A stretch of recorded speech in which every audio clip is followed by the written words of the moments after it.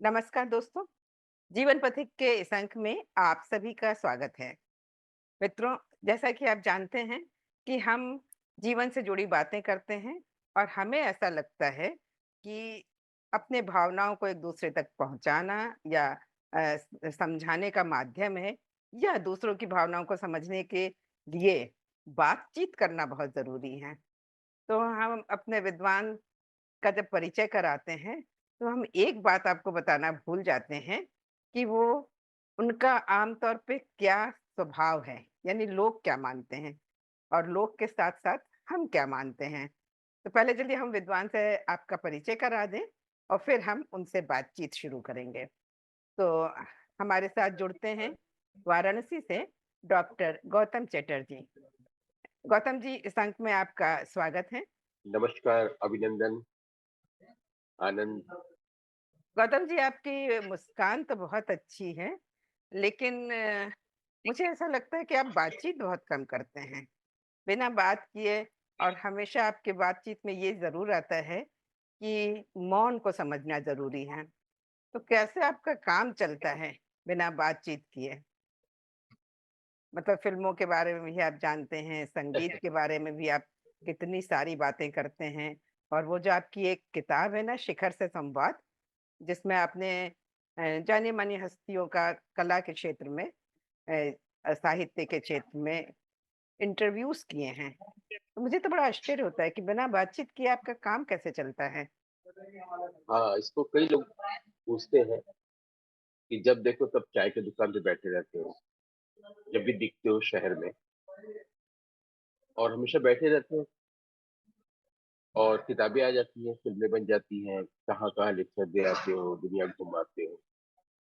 ये हम बचपन से ही सुनते आ रहे हैं, बचपन, किशोर, युवावस्था और अभी और शाम को जब चाय की दुकान पे देखते हैं लोग, सोचते हैं कि मैं शायद बहुत चाय पीता हूँ। उन्हें ये नहीं मालूम कि वो मेरी पहली चाय होती है, पूरे दिन भर की, क्योंकि लोगों की आदत है सुबह से चाय पीने की ना, तो मैं तो पीता ही नहीं हूँ, वही पहली होती है। ठीक उसी तरीके से उनको जितना दिखता है, उसके अनुसार वो धारणा बनाते हैं। और जहाँ तक बोलने का संबंध है, जिन सेशन में बोल रहे हैं तमाम जगह, तो लोगों को लगता है कि बहुत बातें नहीं है। और इधर वो व्यावहारिक अनुभव उनका ये है कि मैं हमेशा चुप रहता हूँ, खामोशी। एक्चुअली मेरा स्वभाव ही है खामोश रहना। और मैं बचपन से लेकर के आपको बताऊं कि किशोरावस्था युवावस्था तक मैं बोलता ही नहीं था, बहुत कम बोलता था। बोलने की ज़रूरत नहीं थी और मैंने बुद्ध का ये भी नहीं पढ़ा था कि अ, तब बोलना चाहिए जब आपको लगे कि ये साइलेंस से बेटर है। ये मैंने नहीं सुना था, लेकिन वो मेरे स्वभाव में है। जैसे कुछ लोग शांति प्रिय होते हैं, कुछ लोग अशांति प्रिय होते हैं, कुछ लोग बहुत बोलते हैं, कुछ लोग बहुत कम बोलते हैं, कुछ लोग मॉडरेट ढंग से बोलते हैं। मेरे साथ ये है कि जब ज़रूरी होता है तभी। और आमतौर पर जो बात करने आते हैं मुझे लगता है कि यहाँ आगे कंटिन्यू नहीं होगा, तो अधिकतर चुप होके ही जवाब देते हैं। और इसमें सबसे अच्छी चीज ये है, आपको मैं बताऊं, इसका एक दूसरा पक्ष, कि आपको जो बात लोगों तक पहुंचानी है, कम्युनिकेट करनी है, आप साइलेंस में इनर फोर्स उसके भीतर भेज सकते हैं और वो काम करेगा। तो ये ज्यादा जरूरी है या बहुत देर तक बोलना जिसका कोई प्रभाव पैदा ना पड़े? दोनों में से कौन सा ज्यादा सिग्निफिकेंट?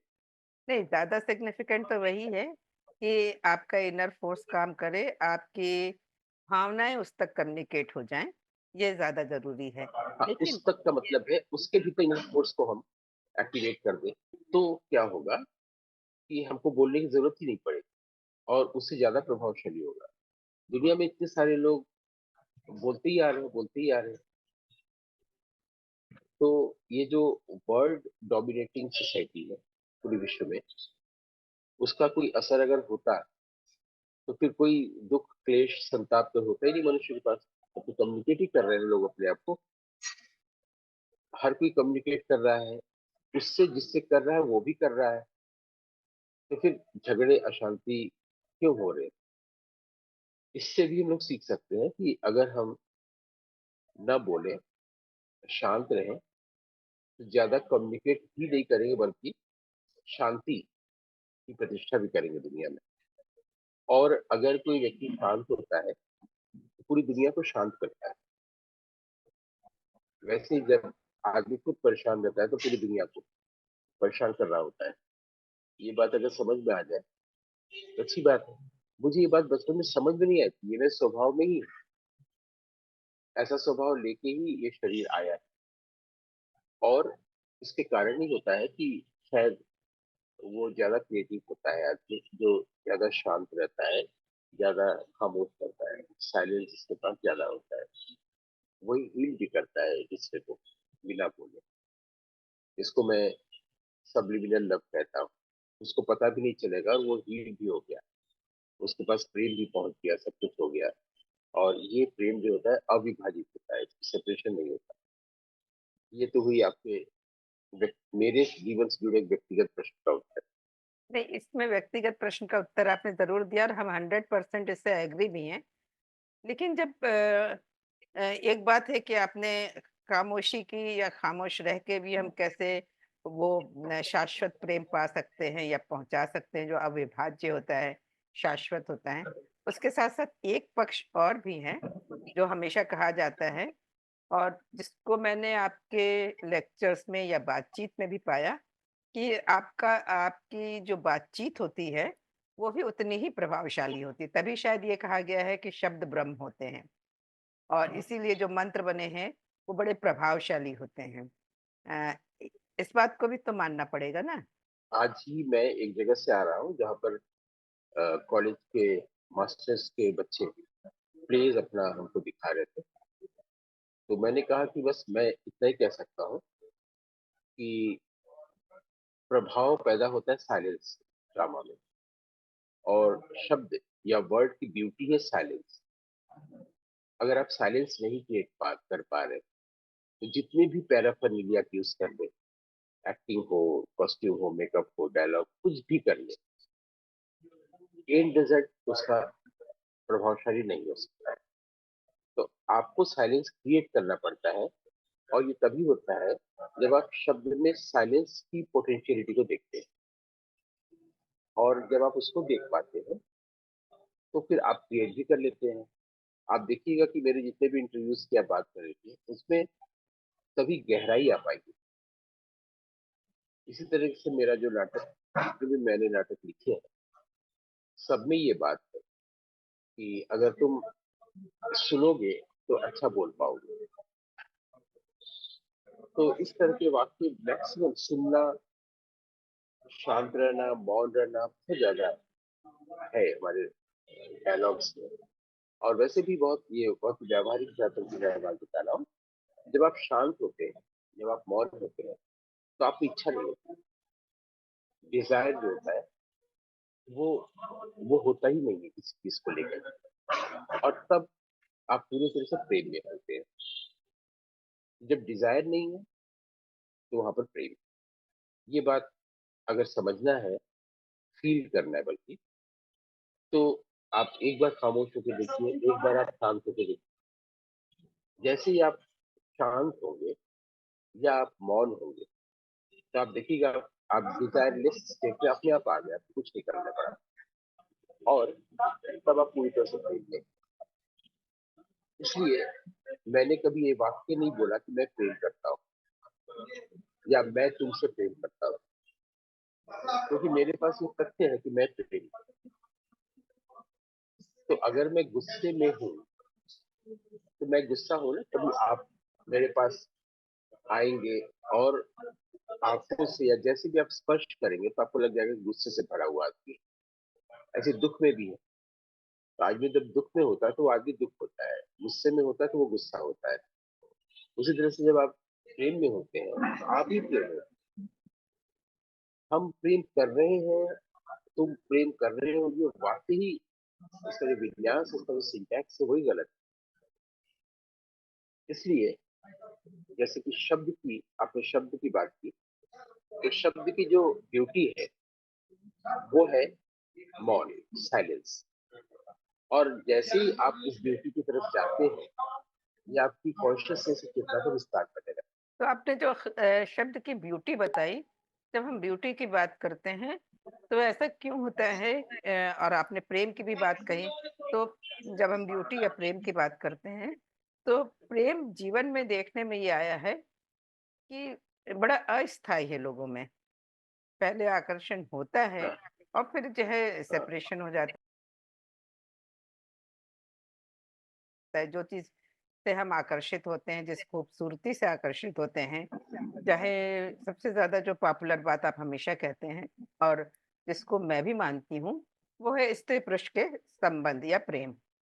तो उसमें ऐसा क्यों होता है कि वो प्रेम बहुत दिनों तक नहीं चलता या उनके जीवन में शाश्वत नहीं होता है, जितने दिन तक उनका जीवन है, वो प्रेम उतने दिन तक उतनी गहराई से रह नहीं पाता है? ये देखा गया है और युगों-युगों से देखा गया है। चाहे हमारे यहाँ वैदिक साहित्य हो, चाहे लौकिक साहित्य हो, रामायण महाभारत हो या अभिज्ञान शाकुंतलम हो, कोई भी आप देखिए, जॉर्ज बर्नार्ड शॉ का प्ले देख लीजिए, आप इब्सन का प्ले देख लीजिए, जिसका भी अ, और बहुत सारे ऐसे कवि हमारे यहाँ विश्व में, कथाकार, कवि, नाटककार, वो सब में एक बात ये आती है कि स्त्री पुरुष अ, एक दूसरे के प्रति आकर्षित होते ही जा रहे हैं और एक दूसरे से अलग होते ही जा रहे हैं। ये एकदम से चला आ रहा है। शायद कबीर साहब इसीलिए कहते होंगे कि ये जो बसंत है, वो पतझड़ के पाँव पर मेहंदी है। एक्चुअली है पतझड़, ऊपर से मेहंदी लगाई गई है, मेहंदी का असर चला गया, रंग उड़ गया, बच गया पतझड़।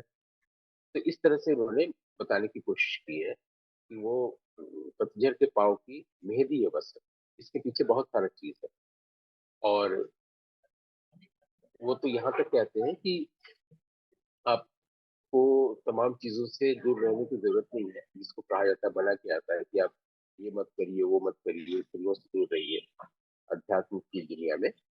तो बहुत अच्छी बात यह है कि वहां पर कि आपको पता है कि खैर हमारे यहाँ जो अ, नायिका का चित्रण किया गया है तमाम साहित्य में, संस्कृत साहित्य में, उसमें ये कहा गया है कि अ, एक नायिका होती है जो, हमने शायद आपके साथ ही किसी एपिसोड में इसकी बात की थी ना, कि वो जाती है अपने प्रियतम से मिलने, अंधेरी रात होती है और वो चुनती है जानबूझ के, अभिसारिका है वो, कि कोई देखे ना। तो वो बिल्कुल अंधेरी रात हो जाती है, बिल्कुल काले कपड़े पहन के जाती है ताकि वो अंधेरे और काला रंग दोनों मिल जाए और तब वो जाए अपने प्रियतम के पास जा रही है प्रेम के लिए। ये अभिसारिका एक प्रकार की नायिका होती है। लेकिन जो पुरुष है नायक, उसके पास यदि प्रकाश है ज्ञान का, और अगर वो अभिसारिका माया है, तो वो प्रकाश में तो उसके पास वो कुछ कर नहीं पाएगी ना, लौट आएगी।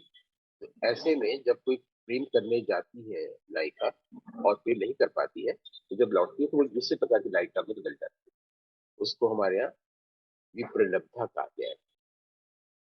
तो अगर पुरुष ज्ञान के प्रकाश में है, तो उसके पास आने वाली हर स्त्री, हर अभिसारिका प्रेम में वो विप्रलब्धता होती रहेगी। ये तो हुआ कि जो पुरुष स्त्री का संग नहीं चाहते, या जो माया का संग नहीं चाहते, जो माया को अपने से दूर रखना चाहते हैं, वो हमेशा प्रकाश में होते हैं।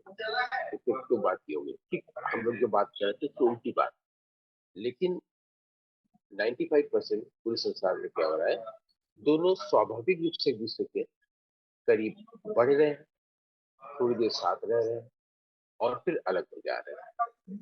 इसको कैसे सॉल्व किया जाए कि साथ रहे और हमेशा रहे, और ये दोनों चाहते हैं लेकिन नहीं हो पाता। तो शायद किसी एपिसोड मैंने कहा था कि स्त्री जिसे कहते हैं पुरुष का मन, वो स्त्री है, और पुरुष किसे कहते हैं, स्त्री का मन। इस तरह से अगर हम लोग देखें तो हम लोग ये जो ये प्रॉब्लम जो है साथ रहने की और हमेशा इसको सॉल्व कर सकते हैं।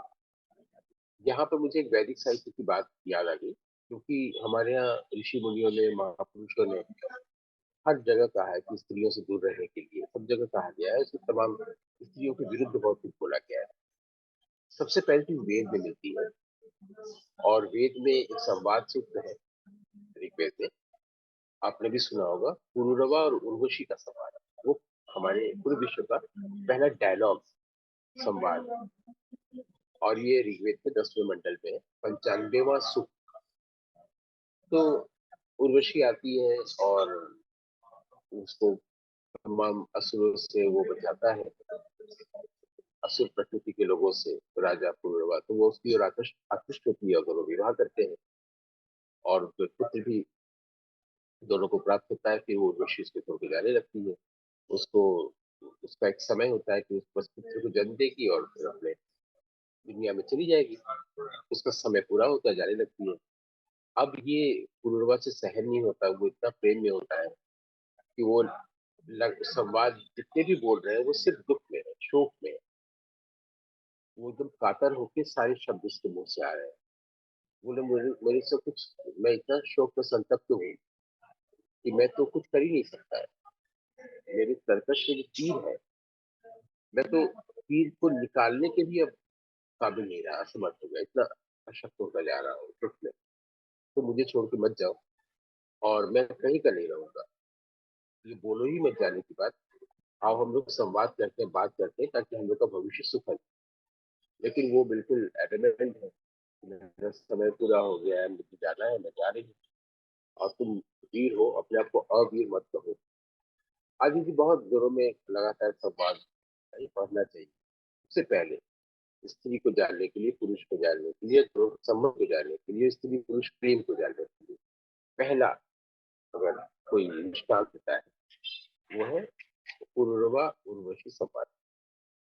अब वो बोलता है कि तुम्हारे चले कभी भी इसी भूमि पर गिर जाऊंगा, भूमिशाही हो जाऊंगा, धराशायी हो जाऊंगा, और मैं कुछ नहीं कर पाऊंगा, और ये जो भेड़िए हैं वो तो मेरा भक्षण करेंगे, करने लगेंगे। मैं अपने आप को बचाने की काबिल भी अब नहीं रह पा रहा हूँ।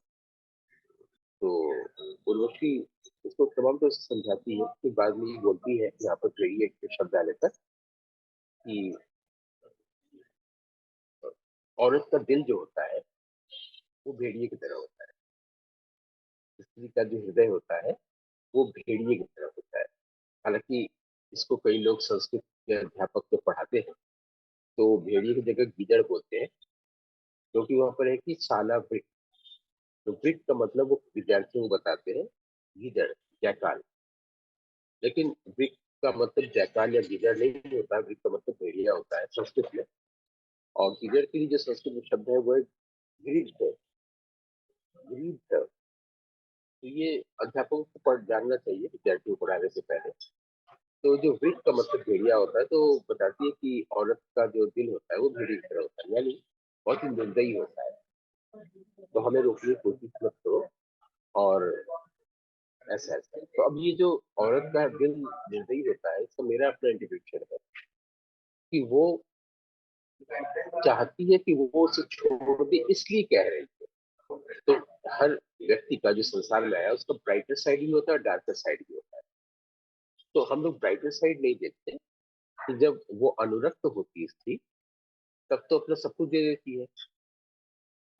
सब कुछ से आशा यहाँ सिर्फ देह या धन संपत्ति से नहीं है, अपना हृदय ही दे देती है ना। तो ये उसका ब्राइटर साइड है, उसको हम लोग भूल जाते हैं। हम लोग डार्कर साइड को पहले देखने लगते हैं, या एक समय आता है जब डार्कर साइड देखने लगते हैं। जैसे हमारी हिंदू रीति में भी जब विवाह होता है, इसमें पंडित जी लोग कह देते हैं कि दोनों एक दूसरे का दोष नहीं देखेंगे, गुण देखेंगे। लेकिन ऐसा हो नहीं पाता व्यावहारिक तौर पर, क्योंकि जब भी कोई चीज लगता है गलत है, वो आदमी बोलेगा ही। और इस संसार में जो भी इंसान है, इंसान के रूप में आप जिसको भी देख रही है, वो उसको हम लोग एक दूसरी भाषा में बात को समझने के लिए कह सकते हैं, हर व्यक्ति एक ईगो, अहंकार। अब आपको संसार में रहना है, तो या तो आप ईगो को हर्ट करेंगे, या ईगो को आप क्या कहेंगे, सेटिस्फाई करेंगे। जो लोग स्वार्थी लोग होते हैं, वो लोग तमाम लोगों का ईगो सेटिस्फाई करते हैं और तमाम पद मिलता है उनको, तमाम दूर तक जाते हैं, अवार्ड मिलता है, अलंकरण मिलता है, तमाम चीज लेते हैं क्योंकि उनको उनके पास कोई वैल्यू नहीं है। वो जिनसे मिलना है उनका ईगो सेटिस्फाई करते हैं और फिर कहीं का चेयरमैन बन जाते हैं, कहीं का कुछ हो जाता है। फिर वो रिटायर हो जाता है, दूसरे किसी से मिलेगा, भले ही वो उसके विरुद्ध है, तो फिर उसका ईगो सेटिस्फाई करता है, फिर पहले वाले की ये छोड़ देता है। ये संसार में पूरी दुनिया में चला है। 95% लोग, एक तो 100% लोग ईगो है, 95% लोग ईगो को या तो हर्ट करते हैं और सेपरेट होते हैं, या ईगो को सेटिस्फाई करते हैं और अपनी जो जो चीजें चाहिए, धन संपत्ति, वैभव, पद, पुरस्कार, प्रतिष्ठा, प्रसिद्धि, सब सिर्फ इस एक रास्ते से आगे बढ़ते। 5% लोग होते हैं, उनको समझ में आता है कि जीवन इसलिए नहीं मिला है संसार को पाने के लिए, जीवन मिला है संसार को समझने के लिए, जीवन को समझने के लिए। और जिसको समझने में एकमात्र जो बाधा है वो है अहंकार, ईगो। इसको पहले हटाना हो। ये चला आ रहा है। अब पुरुष स्त्री में दोनों जब एक दूसरे से मिलते हैं, आकृष्ट होते हैं, उनके पास ये समझ नहीं होती कि हमारे पास एक और भी चीज है जिसके वफादार नहीं, और वो सबसे क्लोज है हमारे। हम सब कुछ छोड़ सकते हैं, उसको नहीं छोड़ सकते हैं, वो है ईगो। तो पुरुष या स्त्री जब भी रात में सोते हैं, ये डेली लाइफ में आप ये प्रयोग देख सकती है करते, कि जब भी पुरुष या स्त्री अकेले कमरे में सोता है, तो सोने में जो भी जगी हुई दुनिया की चीजें कुछ भी नहीं रहती उसके पास। परेशानी हो चाहे सुख हो चाहे दुख हो, कुछ भी नहीं रहता उसके, तभी वो सो पाता है ना। उसको कोई टेंशन नहीं है, कोई गुस्सा नहीं है, कोई दुख नहीं है, सोने में ये सब कुछ नहीं है। भले ही सोने में कुछ और मिल जाए, लेकिन उसको सोना पहले जरूरी है, क्योंकि जब सोता है वो, वहां पर ईगो नहीं होता है, जो उसके पास सबसे करीब है। और जब जागता है फिर वो ईगो पहले जागता है वेकिंग स्टेट में, और फिर सारी चीजें वो दिमाग में उसकी सारी चीज चलने लगती है। ऐसे में वो अपनी प्रियतमा को भी छोड़ देता है सोते समय, और वो अपने प्रियतम को भी छोड़ देती है। तो पहले नींद चाहिए। इस बात को वो नहीं जानता है कि वो उसको पहले जो वो छोड़ता है या छोड़ती है, वो ईगो को छोड़ते हैं और नींद भी छोड़ते हैं।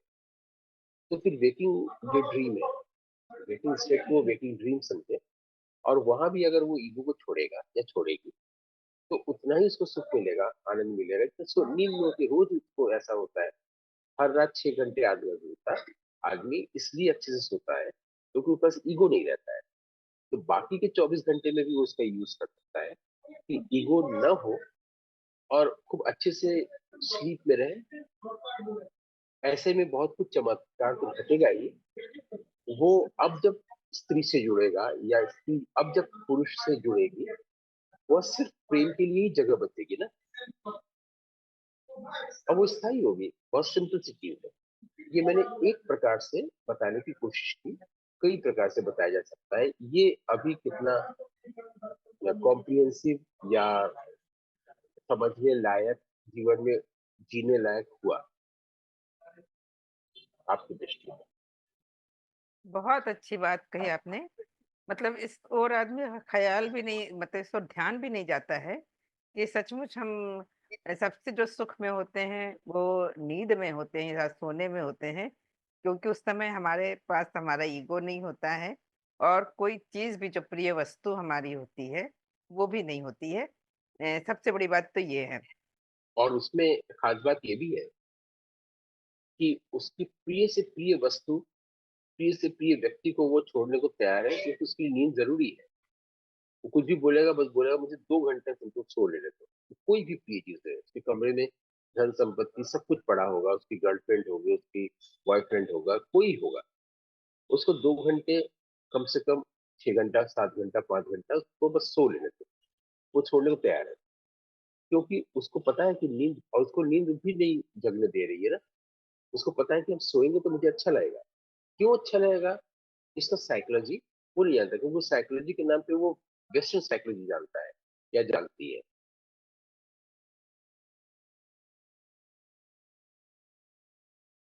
सब कॉन्शियस, अनकॉन्शियस और कॉन्शियस, और ड्रीम और स्लीप, वो इंडियन साइकोलॉजी में हमारे भारत में कोई पढ़ाई नहीं जाता है। इवन साइकोलॉजी के डिपार्टमेंट में भी नहीं पढ़ाया जाता है, वहाँ भी फ्रॉइड, यूंग और एडलर पढ़ाए जाते हैं। भारतीय मनोविज्ञान तो बता ही नहीं गया है कि जब आदमी सोता है तो उसका अहंकार बिल्कुल नहीं रहता है, इसलिए उसको सोना अच्छा लगता है, इसलिए वो बोलता है कि नींद कैसी हुई, बहुत अच्छी नींद हुई। जबकि उसको पता ही नहीं, जब वो सो रहा है तब उसको इस बात का भी एहसास नहीं कि वो सांस भी ले रहा है कि नहीं। कई लोग बोलते हैं ना कि एकदम मरे हुए व्यक्ति की तरह देखो सो रहा है। आप प्लेटफॉर्म में जाके देखिए, जो लोग सो रहे हैं रेलवे प्लेटफॉर्म में, तो सांस ले रहा है लेकिन उसको एहसास नहीं है कि मैं सांस ले रहा हूँ। जब जागता है तो पता चलता है कि अभी वो सो के उठा है और सांस लिया होगा, उसको सेंस ही नहीं है, क्योंकि बिना सांस के वो जीवित कैसे रह सकता है। और 6 घंटा वो बिना सांस के रहा, उसको तो एहसास ही नहीं है कि सांस किया है ना। अगर उसको इस बात जागता, अगर वो जानता रहता है कि मैं सांस ले रहा हूँ, तो सो कहाँ रहा है, यानी सो नहीं रहा है ना।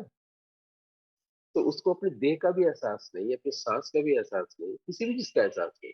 तभी तो उसको अच्छा लग रहा है, जिसके लिए वो संसार की किसी भी प्रिय वस्तु को छोड़ने को तैयार है। और सबसे बड़ा चमत्कार ये है कि अगली सुबह उसका सब कुछ वही रहता है, वही अलमारी, वही बेड, वही घर, सब सब कुछ है, कुछ तो खोया नहीं। तो अगर ईगो के नहीं रह रहे तो वो कुछ नहीं खो रहा है, प्रिय वस्तु या प्रिय व्यक्ति या प्रिय विचार। तो फिर जागने के में भी इसका इस्तेमाल कर ले, यूज कर ले, वेरी सिंपल। और जैसे ही इस्तेमाल करेगा तो उसका जो बाकी के घंटे हैं, अगर 24 घंटे में से हम 4 घंटे हटा दिए तो 20 घंटे बचे, 8 घंटे हटा दिए तो 16 घंटे बचे। 16 घंटे में भी ऐसे ही रह सकता है, ये प्रैक्टिकली पॉसिबल है। और जाहिर है तब वो मेरे तरह मौन रहेगा और शांत रहेगा। तो बिना ईगो के जब वो रहेगा तो शांति या मौन या आनंद या प्रेम, सब तो या है ना, और है, एक ही चीज है, तो वो प्रेम है। अब यहाँ पर कोई भी चीज अस्थायी होने वाला नहीं है, क्योंकि जो चीज उसका चेंजेबल है या छीन जाने वाला है, तो सबसे पहले उसका बॉडी है। उसको ये एहसास हो जाएगा कि मैं बॉडी नहीं हूँ, मैं हूँ और हमेशा हूँ। जब मैं हमेशा हूँ तो प्रेम हमेशा है, जो संबंध है वो हमेशा है, देह नहीं रहे। तो हम लोग दूसरे के चले जाने पर इतना द्रवित हो जाते हैं कि पुनर्वा मुझे छोड़ के बच जाओ। और जब देह छूट रहा होता है तब, तो तुम जिसको अपना कह रहे हो उससे पहले तो तुम उससे पहले किसी और को अपना कहते हो ना, अपने ईगो को, अपने देह को। वो भी तो छूट रहा है, या वो भी छूट सकता है। और बल्कि स्त्री के वियोग से भी पहले, स्त्री के धोखे से पहले या पुरुष के धोखे से पहले किसी भी पल ये हार्ट अटैक हो सकता है, मैसिव कार्डियक अरेस्ट खत्म। अभी 1 सेकंड पहले ठीक था, अगले सेकंड में एक्सीडेंट। जीवित रहने के लिए एक्सीडेंट होता है, ऐसे इसी को एक्सीडेंट कहते हैं। वैसे 1 सेकंड पहले ठीक था, 1 सेकंड पहले खत्म। 1 सेकंड बाद हजारों उदाहरण, इसको तो बताने की जरूरत नहीं है। तो दे ही नहीं तो छोड़ दिया साथ। तो फिर दूसरा बाहर से इसको देख रहा है, उसको छोड़ने का इतना पूर्वाभास हो रहा है, जिसके लिए उसको कहना पड़ रहा है कि औरत का दिल भेड़िए जैसा होता है। अब तो छोड़ो, औरत का दिल निर्दयी होता है, ये बताने के लिए। ये मेरा इंटरप्रिटेशन है कि स्त्री को पॉजिटिवली देखा जाए, इस वाक्य को भी पॉजिटिवली देखा जाए। ऐसा ऋग्वेद में नहीं है। ऋग्वेद में है कि वो कह रही है कि स्त्रियों का जो हृदय होता है वो भेड़िए जैसा होता है, निर्दयी, वो कोई दया नहीं करती है। इसलिए उसी में ऋग्वेद में ये भी कहा गया, इसीलिए स्त्री के साथ सख्य भाव ज्यादा दिन तक नहीं चलता है। माने सख्य भाव का मतलब है दोस्ती का भाव, प्रेम का भाव, संबंध।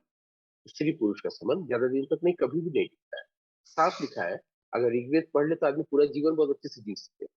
यानी वेद पढ़ ले, जिसने वेद पढ़ना नहीं पढ़े तो रामायण महाभारत पढ़ ले। इसलिए बड़े लोग माँ बाप बोलते हैं कि रामायण महाभारत पहले पढ़ो, क्योंकि रुचि कर है, वेद समझ में नहीं आएगा। पढ़े हो गए तो कोई समझाया तो जा रहा है। जो विश्व का पहला साहित्य है वेद, वो बता तो रहा है कि स्त्री पुरुष का जो साथ है वो ज्यादा दिन नहीं निभेगा, नहीं निभता है। इसी को बताने के लिए, इस मैसेज को देने के लिए वो पूर्वा और उर्वशी का पूरा संवाद सुध बनाई। बहुत अच्छे से बताया आपने। और लगा सचमुच जो आप कह रहे हैं वो सच भी है। लेकिन एक प्रश्न ज़रूर दिमाग में आता है कि हम वेद साहित्य या रामायण महाभारत जब पढ़ते हैं तो उसी को फॉलो करने का प्रयास करते हैं। उसमें कोई मैसेज होता है जो हमारे जीवन में आदर्श बने। हमारे पेरेंट्स भी हमसे ये कहते हैं और हम अपने बच्चों से भी यही कहते हैं कि उसको पढ़ो, उसको फॉलो करो तो तुम्हारा जीवन सफल होगा। आपने ये कहा कि स्त्री पुरुष का संबंध वेदों में भी कहा गया है, रामायण महाभारत में भी इसके उदाहरण हैं कि बहुत समय तक नहीं चलता। तो मेरे दिमाग में बस एक बात है कि अगर ऐसा है तो राधा कृष्ण का उदाहरण हमारे सामने क्यों आता है? या शंकर पार्वती जो जो हमेशा दिखाए जाते हैं कि सृष्टि अगर चल रही है तो स्त्री पुरुष दोनों हों तभी वो चलेगी। तो ऐसा क्यों दिखाया जाता है? और हमेशा क्यों माना गया है कि स्त्री पुरुष के बिना अधूरी है और पुरुष स्त्री के बिना अधूरा है? आपके सबसे करीब कौन है?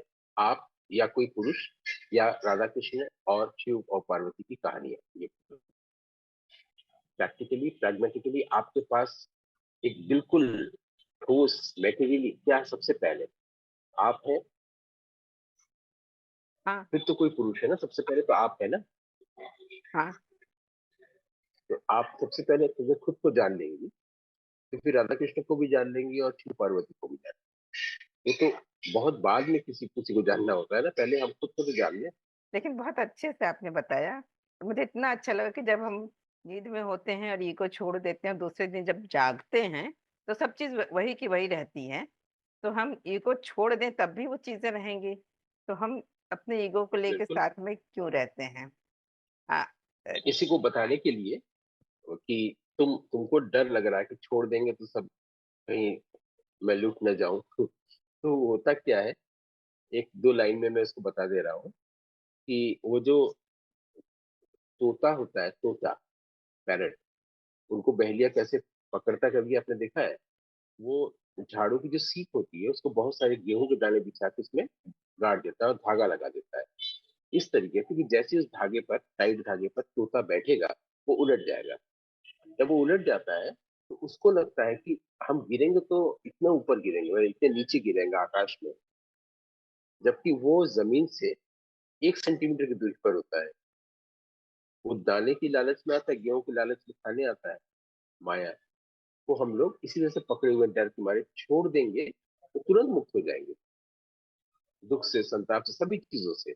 लेकिन डर के मारे लोग नहीं छोड़ते हैं कि कहीं इतना नीचे गिरेंगे, आकाश इतना दूर दिख रहा है, इतना नीचे।